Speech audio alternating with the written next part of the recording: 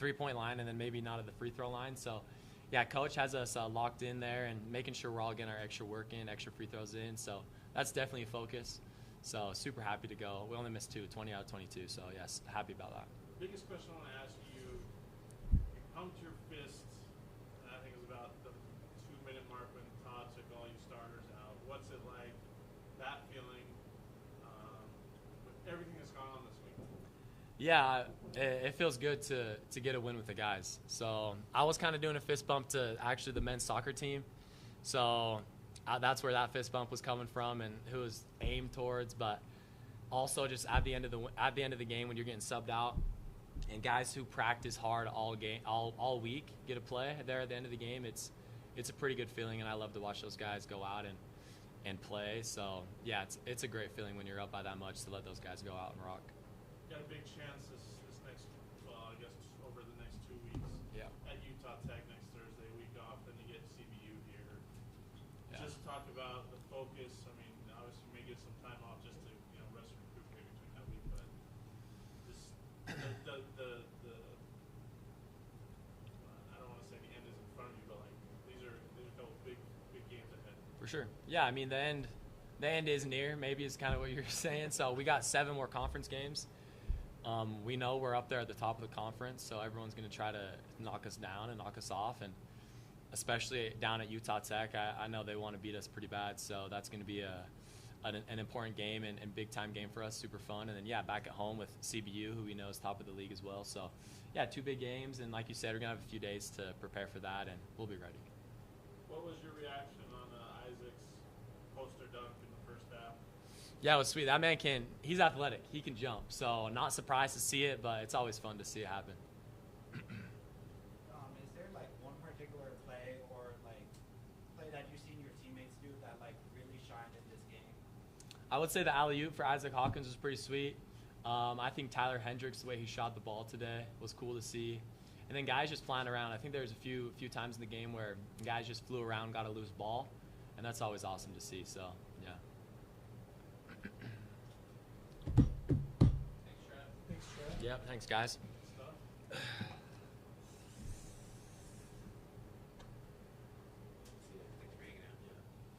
Stuff, boss. Thank you. Horseman, good job.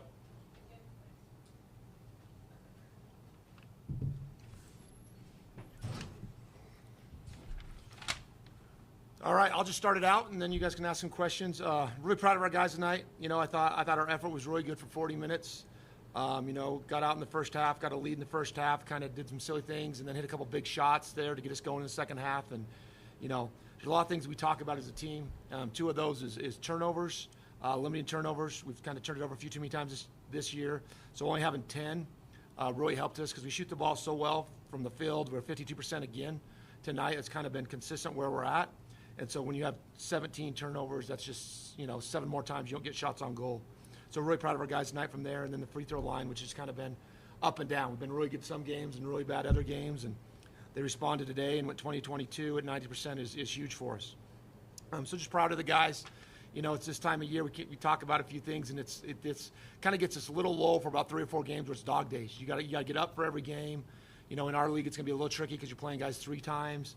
And I'm really proud of the preparation the guys put in to be ready to go and to play tonight. What is it about this place? I mean, you've said it before, like you think altitude or whatnot, or the crowd, but like there's just something happening where nobody can come in here and really beat you guys, or at least over the last 2 years. Yeah, we won't say nobody. I've been really happy with what we're doing. I think the energy in the gym is electric, and so it's been really good. The administration does a great job, and the students do a great job of coming and supporting us. So we're really excited about that. I think being at home obviously helps the guys. The altitude definitely comes into play as well. And that's part of our mindset is like we're going to try to run you out of the gym. We're going to wear you out for the second half, and so we've put some really good games together, and I think the guys buy in and believe that. I think that's as much as anything is like they're buying that we got to put the effort in, and we'll be really good at home. I believe you last game your win against Tarleton, you did beat the previous record of the most home victories for just for Utah Valley in general. What did this win at home, extending that I guess title mean to you guys? Yeah, no, extending the streak, and they talk about that. To be honest with you, we don't talk about it much. I think what it did is, I got a little nervous. Okay, we broke the record. Now are we not going to come to play tonight? And so I think what our guys sent a message is we're going to come to play every night. We're going to be really good at home. Streaks are great, but the more important thing is getting the wins in the league so you can win the league. And you don't cut down the nets for a streak. You cut down the nets when you win the league. And so that's been our goal all year long is to win this league. And so, we're tied for first, and you can't slip up. So you got to win your home games. And really proud of the way the guys stepped up tonight. Yeah, no, for sure. I think I saw, especially in, the first 2 minutes of the game, I feel like there was just, not a lot of effort. Was there anything that you guys said, maybe around the 5-minute mark when you guys took around a media timeout? Was there anything that, really encouraged them, especially with you just saying that you need to keep that motivation up, especially after breaking that streak? Yeah, no, I think it was 8-8. Maybe you're talking about then, and it was tied, and we hadn't played very good. Our offense has been stagnant, and I think it was just sometimes you're trying to figure out what the other team's doing. Sometimes we probably overcoach as coaches. That okay, we got to make this read and this read, and we just told them you got to play, right? You got to make plays, you got to cut, and then to win games you got to get defensive stops. And so we really talked about getting stops on the defensive end, and kind of get those guys going a little bit with the energy. As a coach, you want to cover everything, and we do a really good job as a staff with that. But sometimes maybe you overcoach, right? And it's like, hey, we just got to go out and play, don't think and play. And so I thought the guys got a little looser as the game got going and just played harder.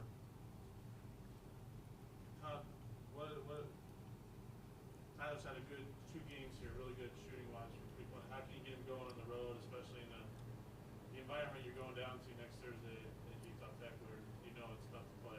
Yeah, no, I think what Hendricks is going through a little bit is he's had a lot of success, and you watch him in practice, and he shoots the crud out of it. He's a great shooter. So he hit a little dip and struggled for a few games. And I think what he's shown himself and what he's shown us is that he can rebound from that. I don't know if it's the road as much because he's hit some big-time shots on the road. And so I think it's just he hit a little dip in his game. We asked him to do a lot. He plays a lot of minutes. He guards one of the best players every game. We yelled him to go rebound more. So I think a little bit he's trying to do more in his game. And so now I think he's kind of settled into what he is and who he is and what we need from him. And, I think this will just elevate him. He'll continue to shoot the ball great the rest of the year. Can you talk about your point guard? I mean, that guy is one of the best in the league, if not the best. Can you talk a little bit about Trev? Yeah, I think what's interesting about Trev is he checks so many boxes. And I think that's what makes him good. So sometimes you look at him and it's like, oh, he only had 6 assists and he's averaging 7.5 or whatever. But, then he'll go out and he'll hit 2 big threes and he rebounds the ball at a high level for a point guard. And so, he steals the ball. And so every game he checks a lot of boxes for us. And I know we put a lot on his shoulders, and it's like, hey, yeah, you're getting steals. Yeah, you rebound the ball. Hey, we need you to score as well. And so I'm just really proud of how he continues to step up and answer the bell of what we need. And sometimes that's just guard and rebound because we got the shooting. Sometimes it's, hey, we need you to score and carry the load. And so I think he's the best point guard in the league because of that, right? He's not the leading scorer in the league, but he does so many things, and he's at the top of almost every category that you want your point guard to be involved in. Can you talk about the trust you have in him? Just that's the guy you're getting the ball to run your offense, to dictate what you guys do, and so forth. Yeah, I think that the trust goes a little bit more than that. Not only to run our offense, but to read and make plays when plays break down. I think he's there. Obviously, being in the program for so long, he's just an extension of the coaching staff, and he knows what we're trying to do. And I think the other thing that comes into play with that is we kind of know what he's going to do, right? He doesn't do a lot of things like, I've never seen him do that before. He's pretty solid in what he does. He's going to drive you, he's flip his hips a little bit, he'll make the quick skip, he'll throw the lob to the basket. And so you kind of, when you get the ball in his hands, you kind of know he's going to make a really good play for you. Talk about the stretch you guys got coming up over the next 2 weeks. You got Utah Tech Thursday. You know what that's going to be like, that environment's going to be like. Get a week off, then you get CVU here at home. I mean, just talk about that stretch where you guys have an opportunity to really take control. Yeah, I think there's no easy games left. You want to say, okay, if we win this one, you get a game in the lead, you do this, you're just relaxing. One, I think the league's really good, right? I mean, the teams at the bottom of the league are losing by 2 points and going to overtime and having great games, so there's no easy games. Utah Tech is a big rival for us, so it's going to be a great game for us, a great atmosphere down there. And I think our guys like that, right? They want to play in these games. We recruited these guys like, hey, we have really good atmospheres in where we're going to play, and so to embrace that, and then we have some tough games after that. We got Cal Baptist, which is really good, and another big time battle with them. And so, you know, there's no rest for the weary, I guess, as you get going, and excited to get after it. Are you excited to get into this third time playing everybody over the next, 2 weeks, 3 weeks? No, absolutely not. You know, it's I've done it a lot in my career, and it's brutal. You know, the 3 games, and I think we talked about in the locker room afterwards is when we're locked in, good things happen, and you guys stay locked in. You know, and sometimes there's a lot of upsets that third round when this team's beat you twice, and now you come in and these guys are easy, and all of a sudden you lose. It's like, no, we beat them by 2. You won by this. So that third round, it gets a little squirrely, it gets a little crazy with teams playing each other, and then you got to turn around and play everybody again that 4th time. So, you know, we'll grind through it like everybody else, and hopefully be ready to go at the end of the season, win the league, and get ready for the WAC tournament. Okay, was there any one play that you had in particular, or that you would like to highlight after this game? Yeah, no, I think our end outs, you know, they did a really good, made some good adjustments to what they're doing and how they're guarding when we were running end outs. We did a pretty good job last game of scoring in those, and so I think there was a highlight where we rotated the ball and got the easy 3 out of that. We moved it. We talked to, hey, they've taken this away. We can skip it here and move it. And the guys, you know, it always makes you feel good when they listen to what you say. And we threw the ball in, we skipped it, and we got an easy one.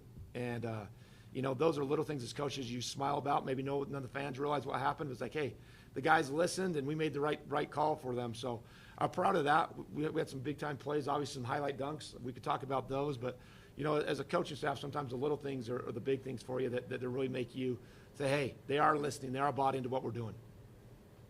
Any other questions? Thanks, Coach. Thank you. Appreciate it.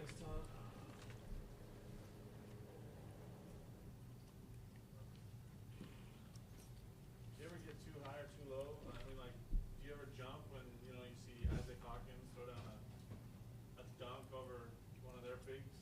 Yeah, no, I mean, I like it. I get pretty excited for it, you know. But then you got to go to the next play, or they're doing something crazy, right? They're flexing and the ball's coming the other way. So it's like, great job, get back.